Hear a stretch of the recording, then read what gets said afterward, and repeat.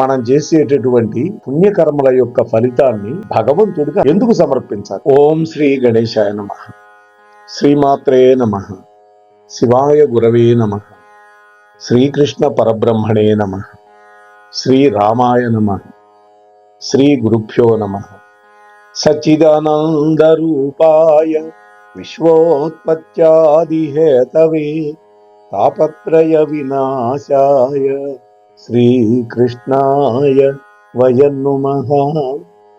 ఆపదామపహర్తారం దాతారం సర్వసంపదాం లోకాభిరామం శ్రీరామం భూయో భూయో నమామ్యహం. ప్రియ భగవద్బంధువులారు, మన మోహనవాణి పాడ్కాస్ట్ ఛానల్ ద్వారా ఈ వీడియోని వీక్షిస్తూ ఉన్నటువంటి భక్తామ తల్లులకు తండ్రులకు మునుముందుగా నా యొక్క నమస్కారాలు. మనం ఏ పూజ చేసినా, ఏ వ్రతం చేసినా చిట్ట చివర ఏతత్ ఫలం శ్రీకృష్ణార్పణమస్తు అంటాం కదా. లేదు, పరమేశ్వరుని పూజించేవాళ్ళు ఏతత్ ఫలం పరమేశ్వరార్పణమస్తు అంటాం. ఎందుకని మనం చేసేటటువంటి పుణ్యకర్మల యొక్క ఫలితాన్ని భగవంతుడికి అర్పణ చేయాలి. మన ఖాతాలో ఉంటే మనకి రేపు స్వర్గంలో సుఖాలు అనుభవిస్తాం కదా. ఆలోచించండి, ఎందుకు సమర్పించాలి? అయితే ప్రతినిత్యం ఏదో ఒక కర్మ చేయకుండా ఏ ప్రాణి కూడా ఉండలేదు. మంచి పనులు చేశామా, కీర్తి ప్రతిష్ట, ఆ తరువాత స్వర్గలోక సుఖాలు పుణ్యఫలాలు మనకి సంప్రాప్తిస్తాయి. ఇది అందరికీ తెలిసిందే. అదే చెడ్డ పనులు చేస్తే, దుర్మార్గ పనులు చేస్తే, పాపపు పనులు చేస్తే మొట్టమొదట సంఘంలో చెడ్డ పేరు వస్తుంది. చిక్కితే పోలీసులు తీసుకెళ్లి బక్కెలు ఎరక్కొడతారు. చిక్కలేదు, ఇక్కడ నీ తెలివితేటలతో తప్పించుకున్నావు. కానీ మరణించిన తర్వాత చిత్రగుప్తుడి చిట్టాలో మాత్రం నువ్వు తప్పించుకోలేవు. అక్కడ యముడు నరక యాతనలు అనుభవింపజేస్తాడు. నీ పాపాన్ని బట్టి రకరకాల నరకాలు ఉంటాయి. అక్కడ కృమిభక్షక నరకం అని, కుంభీపాక నరకం అని ఎన్నో ఉంటాయి నరకాలు. అది మనం ఒకసారి ఎప్పుడో చెప్పుకున్నాం. ఎందుకంటే ఈ మధ్యనే మా గురువు గారు శ్రీ వద్దిపర్తి పద్మాకర్ గారు, ప్రణవపీఠాధీశుడు, వారు గరుడ పురాణాన్ని గోరఖపూర్ గీతా ప్రెస్ వాళ్ళ కోసం అనువాదం చేశారు. ఆ పుస్తకం ఈ మధ్య నాకు మా కోడలు వాళ్ళ అమ్మమ్మ గారు ఇచ్చారు. రాజమండ్రిలో ఉంటారు. దాన్ని అధ్యయనం చేసి అందులో నరకలోకాల్లో ఉండేటటువంటి రకాలు, ఏ పాప కర్మలు చేస్తే ఏ నరకాలకు వెళతారు, ఇవన్నీ కూడా ఈ ప్రేతకాండము అనేటువంటి ఒక 13-12 అధ్యాయాల్లో ఉంటుంది. అది నేను ఇంకా బాగా అధ్యయనం చేయాలి. చేసిన తర్వాత మీతో పంచుకుంటాను. ఎందుకంటే దాంట్లో 2 ప్రయోజనాలు చెప్పారు. మొదటి ప్రయోజనం, ఈ నరకాల గురించి వినటం వల్ల ఆ నరకాల్లో పడేటటువంటి బాధ ఉండదు సార్. రెండోది, ఏ పాపం చేస్తే ఏ నరకానికి వెళతామో తెలియటం వల్ల ఆ పాపాల నుంచి దూరంగా ఉంటాం. 2 ప్రయోజనాలు.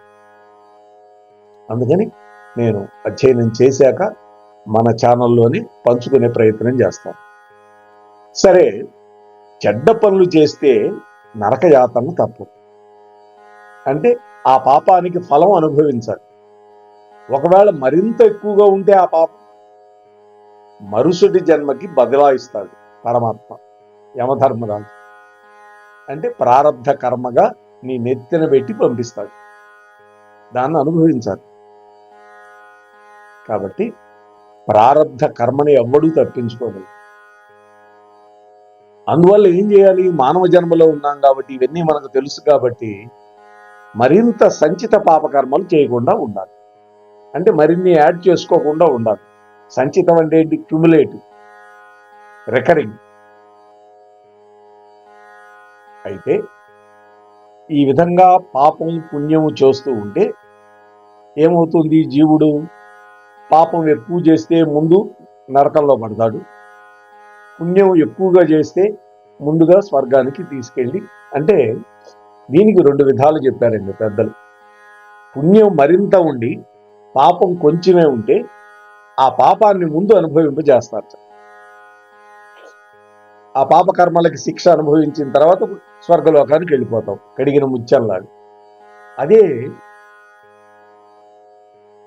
పాపం ఎక్కువగా పుణ్యం తక్కువగా ఉంటే ఆ తక్కువ పుణ్యాన్ని ముందు అనుభవింపజేస్తారు స్వర్గాది లోకాల్లో, ఆ తర్వాత నరక కోపంలో పడేస్తారు, ఆ తర్వాత భయంకరమైనటువంటి జన్మలు వస్తాయి. ఇది మనకి పురాణాలు చెప్పేటటువంటి విషయం. అయితే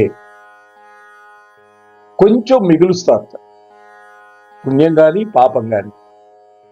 క్షీణే పుణ్యం మత్స్యలోకం విశంతి అని మనకి భగవద్గీతలో కృష్ణ పరమాత్మ కూడా చెప్పాడు. పుణ్యం క్షీణించిపోతుంటే మళ్ళీ మానవ లోకంలో పుట్టాల్సి వస్తుంది. అయితే ఈ స్వర్గ నరకాలను అనుభవిస్తూ మళ్ళా జన్మలెత్తుతూ చర్విత చర్వణంలాగా ఈ జనన మరణ సంసార చక్రంలో ఉండిపోవలసిందేనా? మనం ఆలోచించండి. మనకి 4 పురుషార్థాలు ఉన్నాయి: ధర్మ, అర్థ, కామ, మోక్షాలు. ఈ ధర్మం, అర్థం, కామం ఈ 3 మొగుడు పెళ్ళాం కలిసి అనుభవించవచ్చు. ధర్మేచ అర్థేచ కామేచ నాతి చరామి నాతి చరితవ్య అని పెళ్లి నాటు ప్రమాణాల్లో చెప్పిస్తారు. కానీ మోక్షేచ అనే పదం చెప్పరు. ఎందుకని? మోక్షం అనేది ఎవరికి వాళ్ళు సంపాదించుకోవాల్సినటువంటిది. మరి ఇక్కడ మనం పుడుతూ చస్తూ ఇక నిరంతరము ఆ చక్రభ్రమణంలో ఉండాల్సిందేనా? లేకపోతే మోక్షం పొందడం అనేది మన ఆలోచన ఉండాలా వద్దా? ఇది మనం విచారించడం సహజమే. ఎవడైనా కోరుకుంటాడు నాకు మోక్షం కావాలి అని. అర్హత లేనివాడు కూడా కోరుకుంటూ ఉంటాడు. మనలో ఉండేటటువంటి ఈ విచారాన్ని దూరం చేయడానికి భగవద్గీతలో కృష్ణ పరమాత్మ చక్కటి మార్గం చూపించాడు. అదేమిటో తెలియాలిగా మనకి. అర్జున, నువ్వు ఏ పని చేసినా, ఏమి తిన్నా, ఏ హోమం చేసినా, ఎవరికి ఏది దానం చేసినా, ఎటువంటి తపస్సు చేసినా అదంతా నాకే సమర్పించు అన్నాడు. అంటే భగవదర్పణ చేయమన్నాడు. ఏది చేసినా కర్మణ్యేవాధికారస్తే మా ఫలేషు కదాచన మా కర్మ కలకి దుర్భూ మాతే సంగోష్ట్వ కర్మణి అంటారు. అంటే అర్జున, కర్మలు చెయ్యటానికి మాత్రమే నీకు అధికారం ఉంది, కానీ ఆ కర్మము యొక్క ఫలమును త్యాగం చేయాలి నువ్వు అన్నాడు. ఎందుకని? త్యాగేనైకే అమృతత్వ మానసు అని ఉపనిషత్తు చెప్పింది. ఎవడైతే త్యాగబుద్ధితో ఉంటాడో వాడికి అమృతత్వమైనటువంటి మనస్సు ఉంటూ లభిస్తుంది అని కదా ఉపనిషత్ వాక్యం. అందుకని అర్జునుడు నిమిత్తంగా చేసుకొని మనందరికీ చెప్పాడు పరమాత్మ. అర్జునుడు నరుడు అంటే మన ప్రతినిధి. ఏం చెప్పాడు? నువ్వు ఏ పని చేసినా, ఏమి తిన్నా, ఏ హోమం చేసినా, ఏ యజ్ఞం చేసినా, ఏ దానం చేసినా, ఏ తపస్సు చేసినా దాని ఫలితం మాత్రం నాకే సమర్పించు, నీ దగ్గర పెట్టుకోవద్దని. అయితే పరమాత్మ చెప్పినటువంటి ఈ సలహా పాటిస్తే మనకు వచ్చే లాభం ఏంటి అని కదా. చాలా మంది మనం గృహస్థులు ఒక ఫలాన్ని అభిలషించి చేస్తాడు. ఏ కర్మైనా, ఒక వరలక్ష్మి వ్రతం చేయని, ఒక సత్యనారాయణ స్వామి వ్రతం చేయని, ఒక విష్ణు సహస్రనామ స్తోత్ర పారాయణ చేయని, లేదు ఒక భగవద్గీత చదవని, ఏది చదివినా ఏది విన్నా మన లక్షణం ఏంటి, లక్ష్యం ఏంటి? పుణ్యం కావాలి, అంతేగా. అయితే ఇక్కడ గనక మనం 3 త్యాగాలు చేసినట్టు అవుతుంది. ఇలా చేస్తే ఏమిటా 3 త్యాగాలు? మొట్టమొదటిది కర్తృత్వ త్యాగం. అంటే నేను గనక చేస్తున్నాను ఈ పని అనేది కర్తృత్వం. చాలా మందికి ఉంటుంది ఈ కర్తృత్వం భావన. నేను కాబట్టి కట్టించాను ఈ గుడి అంటాడు ఒకడు, నేను కాబట్టి ఈ ప్రవచన యజ్ఞాన్ని ఏర్పాటు చేశాను అంటాడు.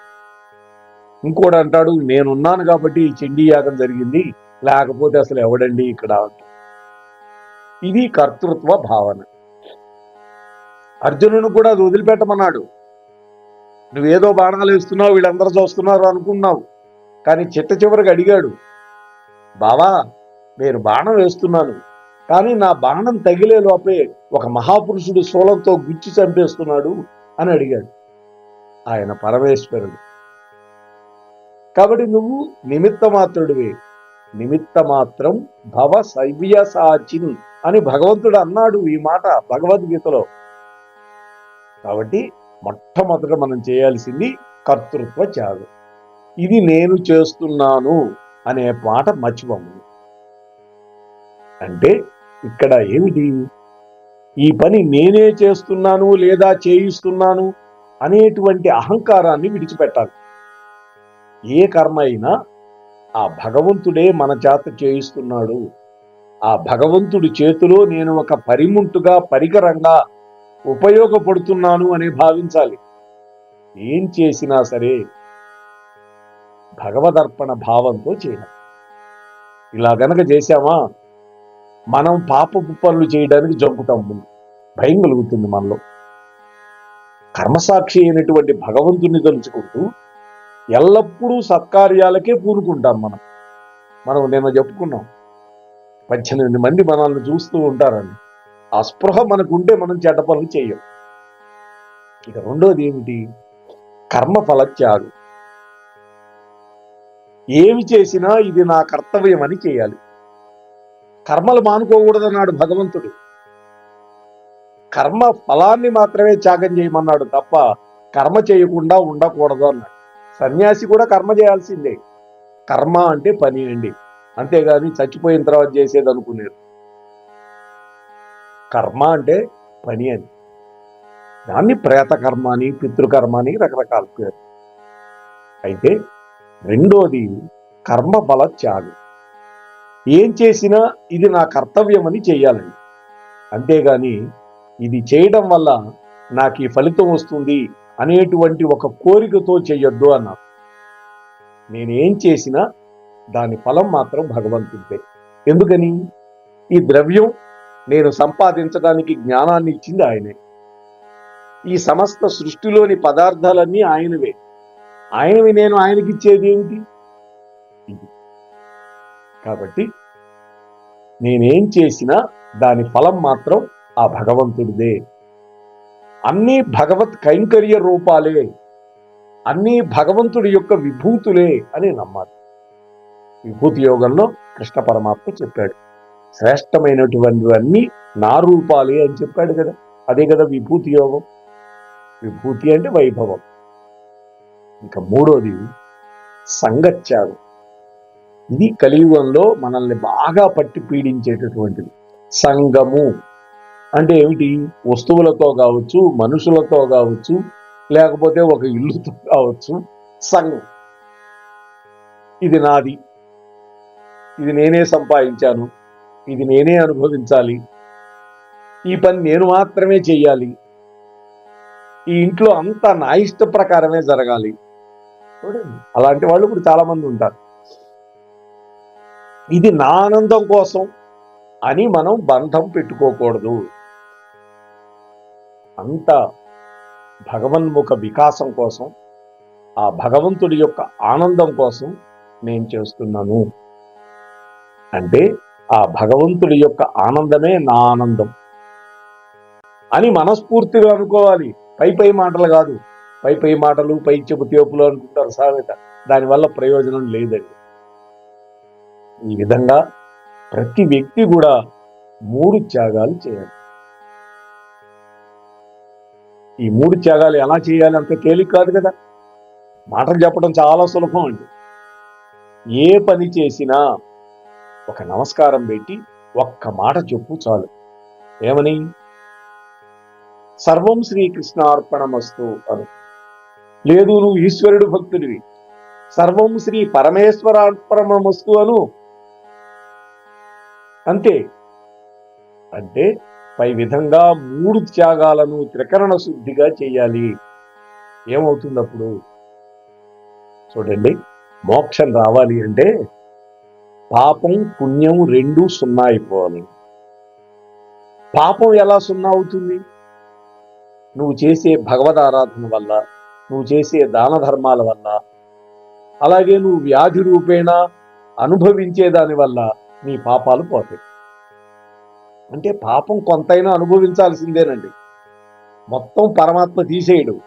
కాకపోతే ఆయనని నమ్ముకోవడం వల్ల, ఆయన్ని ఆరాధించడం వల్ల, సత్కార్యాలకి నీ సొమ్మును వినియోగం చేయటం వల్ల పెద్ద పెద్ద ఆపదలు రావాల్సిన చోట చిన్న ఆపద రానిచ్చి చెయ్యిపోవాలి నీ పాపానికి గోరు పోగొడతాడు. ఏదో 10 రోజులు బాధపడతావు, మంట పుడుతుంది, మళ్ళీ కొత్త గోరు మొలుస్తుంది. అది చెయ్యరిగిపోతుంది. ఆలోచించండి. అది అన్నమాట. అంటే భగవంతుణ్ణి ఆరాధించటం వల్ల, భగవంతుణ్ణి పూజించటం వల్ల నువ్వు నీ పాపం నుంచి బయటపడటానికి అవకాశం ఉంది. కొద్దో గొప్ప అనుభవించాలి, నేను కాదంటాను. దానివల్ల ఏమవుతుంది? నీ పాపం ఈ జన్మలో ఇక్కడే సున్నా అయిపోతుంది. కొంత అనుభవించావు, కొంత భగవద్ ఆరాధన వల్ల పోగొట్టుకున్నావు. మరి పుణ్యకార్యాలు చేస్తూ ఉన్నావు కదా ప్రతినిత్యం. మరి ఈ పుణ్యం ఏం చేయాలి? ఈ పుణ్యాన్ని కృష్ణ పరమాత్మకి అర్పణ చేయాలి. అంటే ఈ పుణ్యం నా ఖాతాలో వద్దు, నీకే ఇస్తున్నాను అంటే భగవంతుడి మీద ఎప్పుడైతే పెట్టావో నీ బాధ్యత, ఇది మనం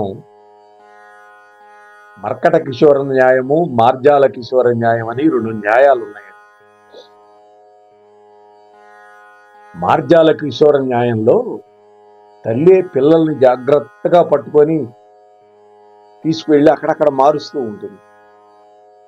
అదే మర్కట కిశోర న్యాయంలో ఆ పిల్ల బాధ్యత, ఆ పిల్ల పొట్ట ఖర్చుకుంటే కోతి కొమ్మల మీదకి ఎక్కుతూ ఉంటుంది, పోతూ ఉంటుంది. పిల్ల బాధ్యత తల్లి పట్టించుకోదు, పిల్ల బాధ్యత తానే వహిస్తుంది. కానీ మార్జాల కిశోర న్యాయంలో తల్లే బాధ్యత వహిస్తుంది. అంటే మన బాధ్యత భగవంతుడి మీద గనక పడేస్తే మనం, ఆయనే మన బాగోగులు చూసుకుంటాడు. అందుకని మనం చేసిన పాప పుణ్యాలు అన్నీ ఆయనకే కనుక సమర్పిస్తే పుణ్యాలు కూడా సున్నా అవుతాయి. పాపాలు అనుభవించి కొంత పోగొట్టుకున్నాము, కొంత భగవదారాధన వల్ల పోగొట్టుకున్నాము. మొత్తం మీద పుణ్యం పాపం 2 సున్నా అయిపోయింది. అప్పుడు నువ్వు కడిగిన ముత్యంలాగా మోక్షానికి వెళ్ళిపోతావు. కాబట్టి ప్రతి వ్యక్తి కూడా అంతిమంగా కోరుకునేది ఏమిటి అంటే మోక్షం. మోక్ష సామ్రాజ్యానికి వెళ్ళాలి అనుకుంటారు కదా. ఆ మోక్షం కూడా 4 రకాలు ఉందని చెప్పారండి. మొదటిది సాలోక్యము అన్నారు. అంటే ఏ భగవంతుడినైతే నువ్వు ఆరాధించావో ఆ భగవంతుడి యొక్క లోకానికి, కైలాసానికో లేకపోతే విష్ణు లోకానికో గణపతి లోకానికో వెళతావు. అది సాలోక్యం. రెండోది సాయుధ్యం. ఆ భగవంతుడికి సమీపంలో ఉండగలుగుతావు, ఆయనకి సేవ చేసే భాగ్యం ఉంటుంది. ఇక మూడోది సారూప్య మోక్షం. అంటే భగవంతుడు ఎటువంటి రూపంతో ఉన్నాడో నువ్వు కూడా అలాంటి రూపంతోనే ఉండగలుగుతావు. ఇక చివరిది అదే అద్భుతమైనటువంటి మోక్షం. దానినే పోతన గారు శ్రీ కైవల్యము అన్నారు. అంటే ఇక అక్కడికి వెళ్ళిన వాడు మళ్ళీ వెనక్కి రాడు, పునరావృత్తి రహితమైనటువంటి మోక్షం అది. అంటే ఏమిటిది? భగవంతుల్లో ఐక్యమైపోవటం. అదే సాయుధ్యము అన్నారు. భగవత్ సాయుధ్యం. ఇక ఆయనలో లీనమైపోతావు, ఇక నీకు తిరోధానం లేదు. అదే అనుగ్రహము అన్నారు. అమ్మవారి కూడా పంచకృత్యపరాయణి అని పేరుంది కదా. 5 కార్యాలు చేస్తుంది కదా అమ్మ. సృష్టి, ఆ సృష్టిని పోషించటం, దాన్ని లయింపజేయటం, మళ్ళీ తిరోధానం, మళ్ళీ పుట్టించటం, అనుగ్రహం. ఆ అనుగ్రహం లభించిన తర్వాత ఇక మళ్ళీ నీకు జన్మ లేదు, సంసార చక్రంలో పడవు. ఆ మోక్షం కోసం మనం ప్రయత్నం చేయాలి. అదే శ్రీ కైవల్యము. శ్రీ కైవల్య పదంబునకు నై చింతించతన్ అన్నాడు పోతన గారు. కాబట్టి అటువంటి అద్భుతమైనటువంటి మోక్షానికి వెళ్ళటానికి మనం ఇవాళ మహాత్ములు ఎవరో వాట్సాప్ ద్వారా ఓ సందేశం పంపించారు. దాన్ని నేను నాకున్నటువంటి భగవద్ అనుగ్రహంతో లభించిన జ్ఞానాన్ని జోడించి మీతో 20 నిమిషాలు పంచుకునే ప్రయత్నం చేశాను. విన్నటువంటి మీరు, చెప్పినటువంటి నాకు, అలాగే తమ ఛానల్ ద్వారా ప్రసారం చేస్తున్న మన అక్కునూరి వారికి ఆ కృష్ణ పరమాత్మ మోక్ష సామ్రాజ్యాన్ని అనుగ్రహించుగాక. స్వస్తి సర్వేషాం. మన కార్యక్రమాన్ని నచ్చితే ఒక లైక్ చేయండి, కామెంట్ చేయండి, 10 మందికి షేర్ చేయండి. అలాగే ఇప్పటివరకు మన ఛానల్కి ఎవరైతే సబ్స్క్రైబ్ చేసుకోలేదో తప్పకుండా సబ్స్క్రైబ్ చేసుకుని ఆ పక్కనుండే బెల్ బటన్ని మ్రోగించండి.